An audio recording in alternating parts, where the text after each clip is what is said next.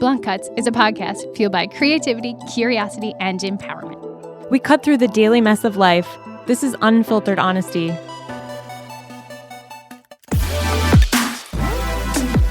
Park your passive at the door. This is Blunt Cuts.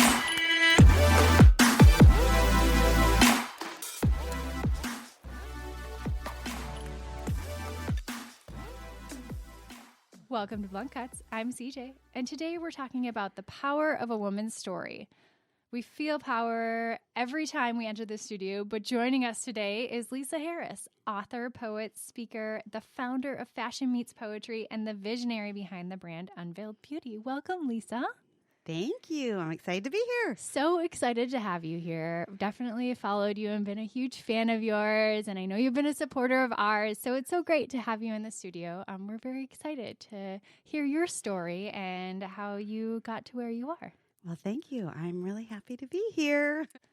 Lisa, like I said, I know that stories are so important to you. So when we decided what we were going to talk about here for the podcast, I couldn't imagine talking to you about anything else than women and sharing their stories and how powerful a story is. So take us through your journey a little bit and kind of tell us how you got to where you are with sharing empowering stories.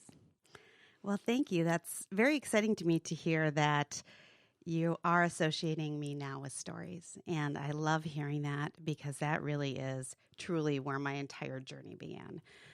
So if we back it up just a little bit, the story that led me to the place that I am right now really started back when I was in corporate.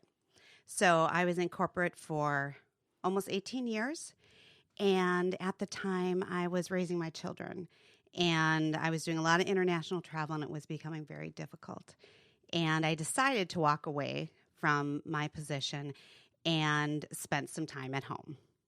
So for a career working mom who loves the energy of corporate environment and fast pace, being home just was not for me. It's devastating. I've been through those journeys as well, and that is hard. It is hard to just be in that space and when you're so passionate and driven and a powerhouse in the office to be at home. And where do you find that energy? Yeah, I've been there.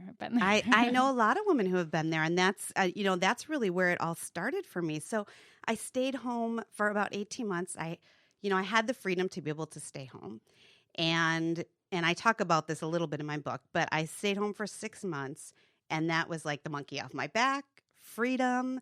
I was really happy and able to kind of move within my life. And then the next 6 months was definitely probably the most depressed I had been in my adult life. I was like, what the heck did I just do? Who am I? What am I going to do now? All of the things that I worked for, I just threw out the window. Yeah, that self-reflection time too. And when you're alone, when you haven't been alone in a while, that is a dangerous place. At least it was for me. Yes. So Yes. I feel you on that. It is hard. It's hard to go into that sense of, oh my gosh, I am alone. What am I doing? What am I going to do now? Did I make the right choice? Where could have I been if I stayed? What did I do to my family? Like, what is going on? Exactly. And so many women can relate to that situation.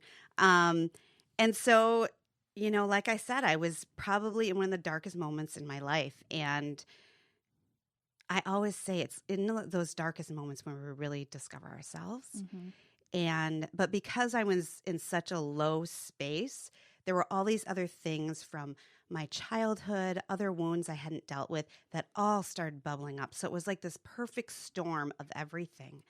And a lot of people do this. When I was feeling really alone, all the people who were coming towards me to help me, I was pushing away.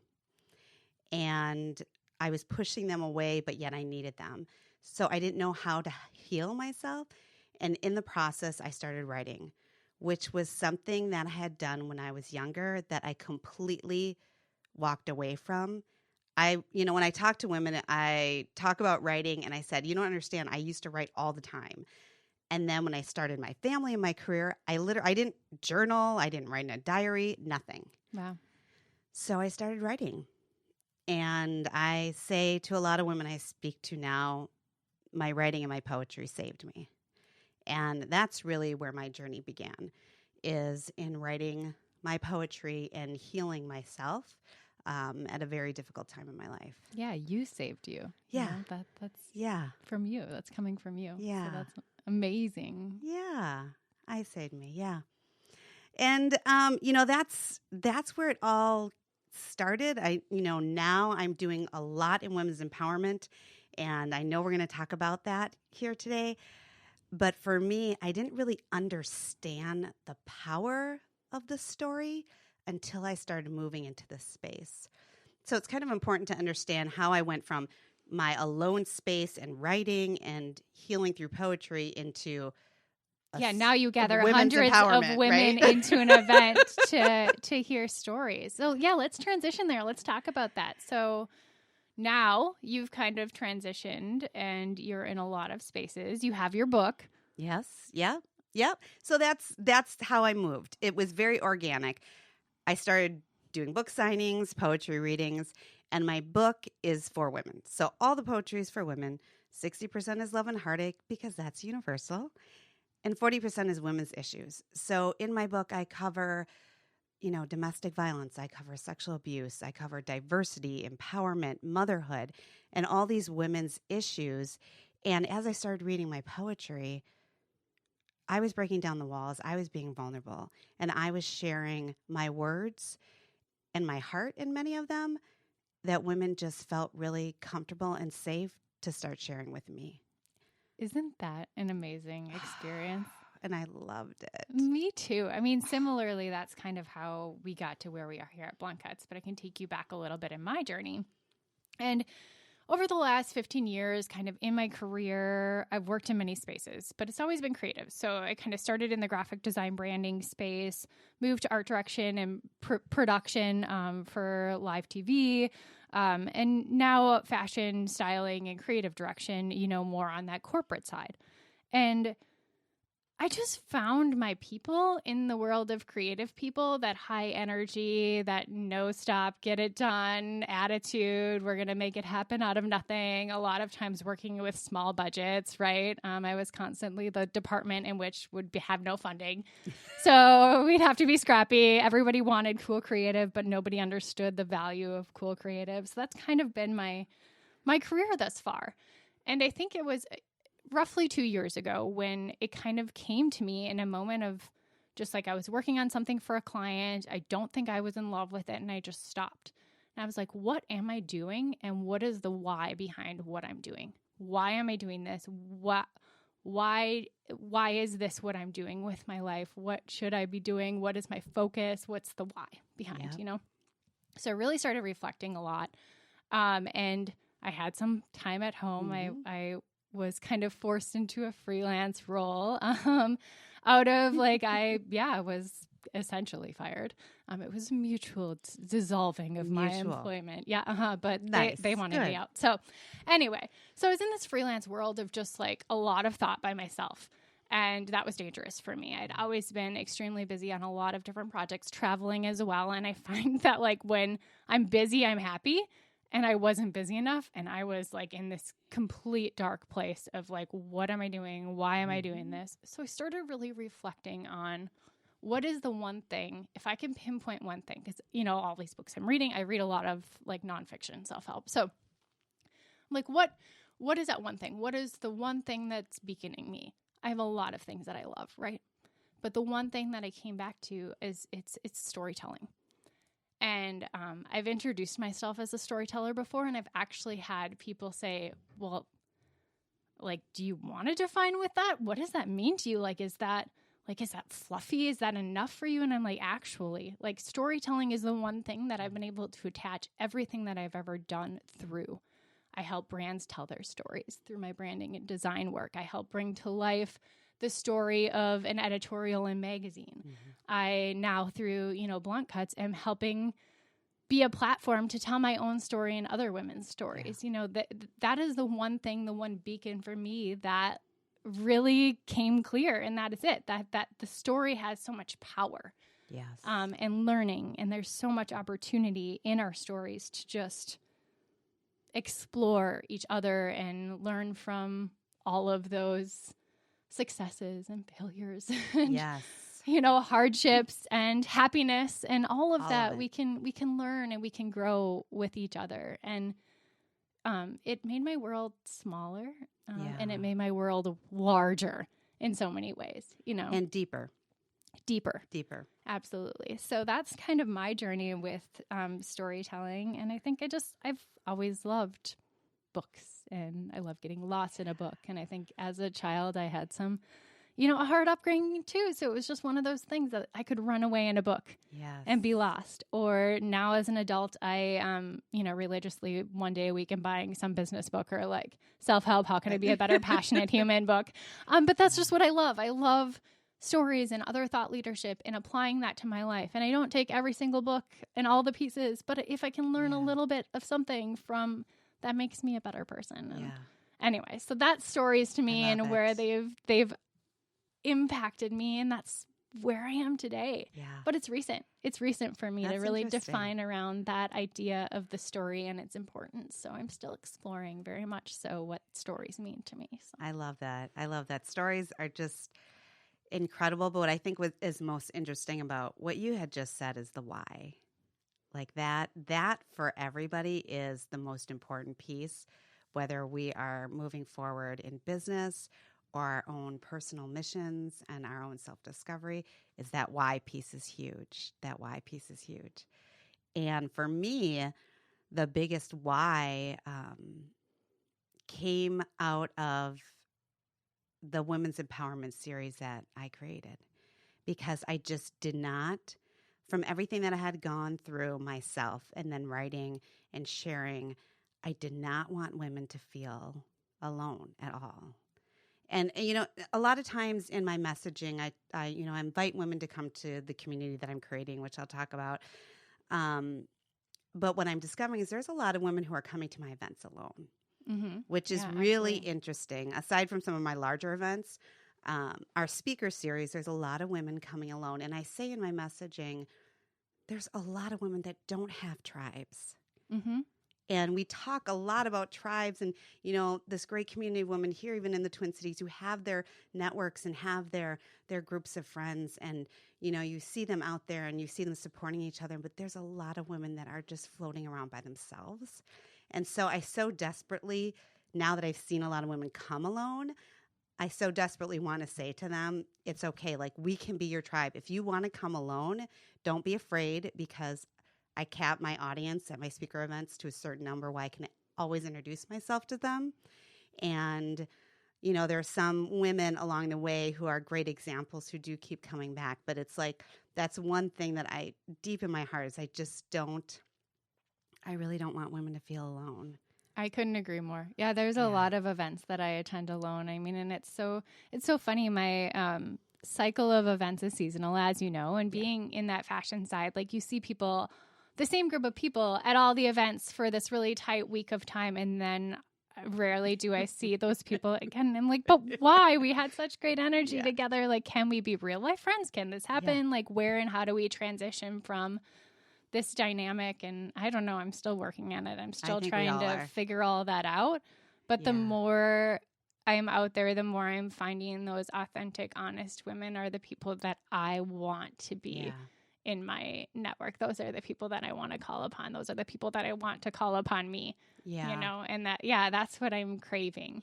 It's just that honest, authentic humans. And like, if you have some other intention, I just can't. We just part with that, Yeah. So the good intentions. And you can quickly see. And I think that's one of the cool things that I'm enjoying personally and professionally about this space, is because I'm inviting everyday women on the stage to share their stories. And I should back up there, but why don't we back up and talk about your speaker series What am I talking about?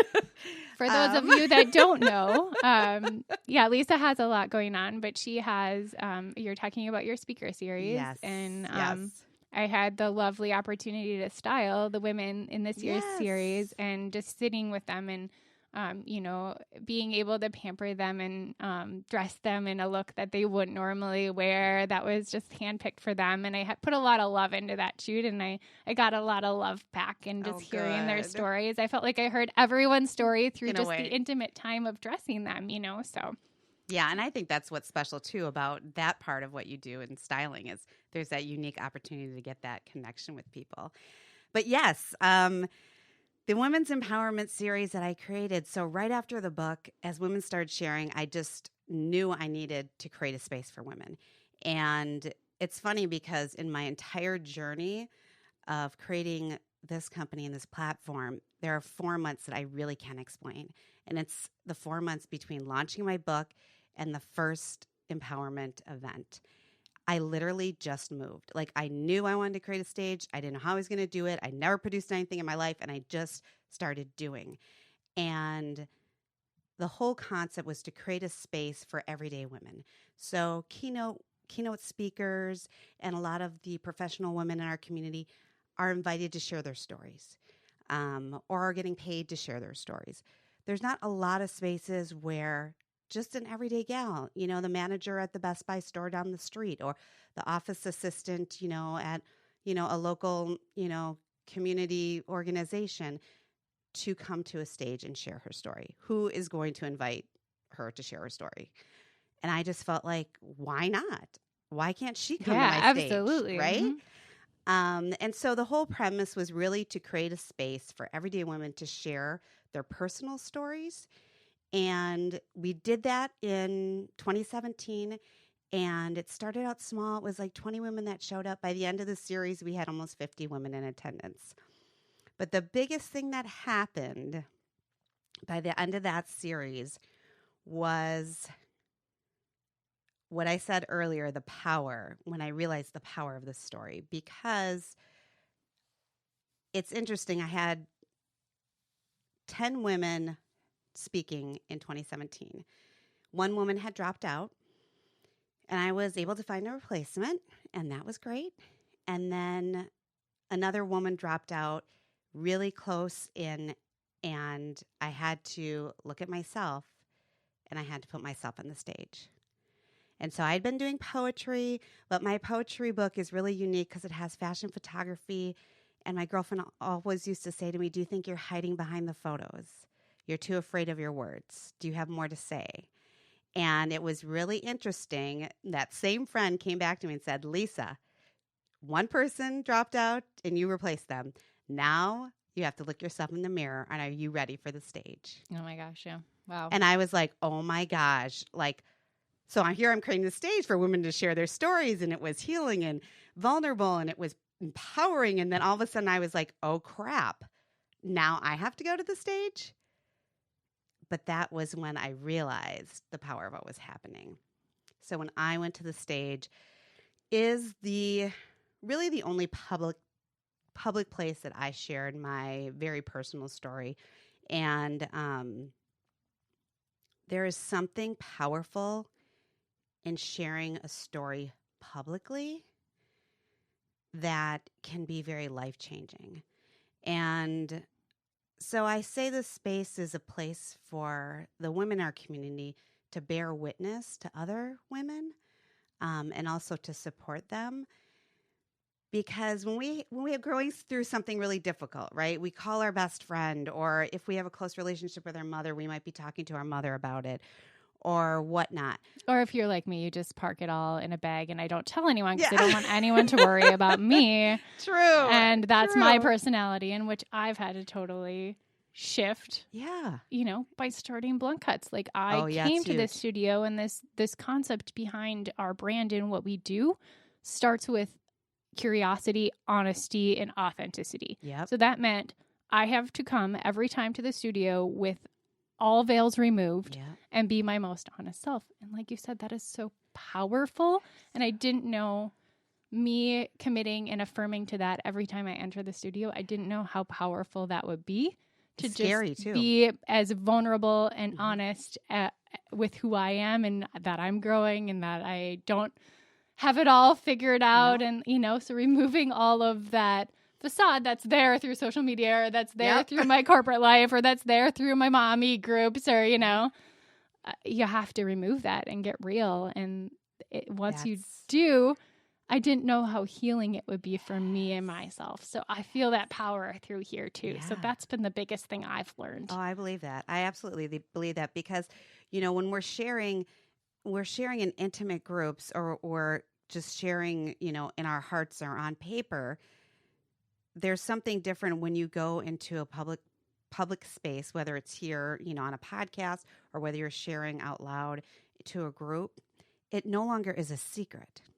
So it's no longer behind closed doors, and it's basically completely unveiling yourself. Yeah. And there's just something really empowering about now having that freedom of like all the masks kind of stripped away, even if it's only for an hour or even if it's only for that one night. It's like you're truly alive, and they're seeing you for all the rawness that you have. And secrets are never a good thing. So it's kind of like giving freedom to all the pieces of you. Right. So it's just been a really empowering experience. It's been healing. It's been healing and empowering for me, and the women who are coming. And yeah, so we moved into 2018, and we've been doing our speaker series, pretty consistently. We have 40 to 60 women show up, and a lot of the work that I'm doing, actually, which a lot of people don't know, is because the women aren't keynote speakers. Some of them don't write, some of them don't speak. We have a variety of experiences and what they've shared, how they've shared. So I do a lot of work behind the scenes in kind of emotionally preparing the women. Like, is this a story you want to share?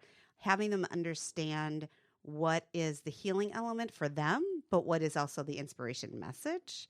So you're doing a lot of coaching for A them lot of because they're not coaching. professional speakers. And Exactly. they're women living their lives and ready to be honest and share their stories. Well, Yeah. it's so empowering, and I'm so thankful for all the work that you're doing. And if you can kind of give our listeners a lesson you've learned, I know we've talked about, for me, that biggest lesson has just been that power for myself. And that was not the intention of starting Blunt Cuts in any way, shape, or form. I knew that I cared about stories, and that was the platform in which I want to land on. And I know that I care about women. And specifically, I felt women were really underrepresented and fearful of sharing their authentic selves and being bold and being blunt. So that's what I've learned, the power of the story. But what have you learned through all of this? That's a really hard question. I did hone in on one big thing, but that really is a hard question for me. I think the biggest thing, and I said a little bit earlier, is owning our stories and owning our truth. I think that is when we become our most authentic selves. So a lot of times if we're stuck in our career or we're stuck in our relationships, it's because we haven't really owned pieces of ourselves. And so sometimes I think it's just taking the time, the self-reflection, whether it's something like my platform or whether it's something, you're doing with your friends or your community, finding a way to really dig deep and owning the pieces of your story. Because we all have dark pieces. We have mistakes. We have, things that, I hate to use the word regret, but decisions we wish we would have made differently. Maybe there's parts of us we're not proud of. And, we don't have to share all of it to the world, but as we start to own it within ourselves, we can say, I'm all of this. And when you can go out into the world and say, I'm all these pieces, that's presenting your most authentic self. And you can move forward, whether it be work or friendships, because, I talk a lot about empowerment, but I also talk about practicing. Like we're practicing to be better humans. We're practicing, healing and communication. And as long as we're working on that, I think that's the most important piece. But really owning, where we've been and who we are is so, so powerful to moving forward. Well, thank you so much for being here today. Thank you. Lisa has a little gift to share with us all. Thank you. Want her to share some of her poetry. And so. I do. And thank you so much, Jer, for letting me share. I love sharing my poetry. This is a poem that I actually wrote this year. I wrote it specifically for the Women's Empowerment series because I wanted a new, fresh poem that really reflected a woman going through a journey, whatever that journey may be. And I talk a lot about darkness and light because I think we need to embrace both of those pieces in our lives. And this is also a poem that I did in our recent event, which I do an annual fashion show. And I do want to share it here today on Blunt Cuts. It is called The Ancient Fortress.